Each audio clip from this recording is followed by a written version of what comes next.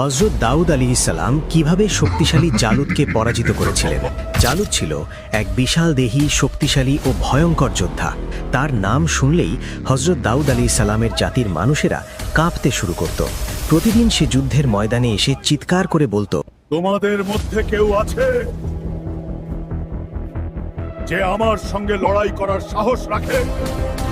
কিন্তু তার মুখোমুখি হওয়ার সাহস কারও ছিল না। ঠিক তখনই এগিয়ে এলো এক যুবক। তিনি ছিলেন দাউদ আলাইহিসসালাম। তখনও তিনি নবী নন, রাজাও নন, শুধু একজন সাধারণ রাখাল। তিনি দৃঢ় কণ্ঠে বললেন, আমি আল্লাহর উপর ভরসা করে জালুদের সঙ্গে লড়াই করব। এই তরুণকে দেখে জালুদ হেসে উঠে বলল, এই ছেলেটাই কি তোমাদের যোদ্ধা? দাউদ আলাইহিসসালাম একটুও ভয় না পেয়ে তার গলতিতে একটি ছোট পাথর রাখলেন, আল্লাহর নাম নিলেন আর পূর্ণ বিশ্বাসে সেটি নিক্ষেপ করলেন। পাথরটি সোজা গিয়ে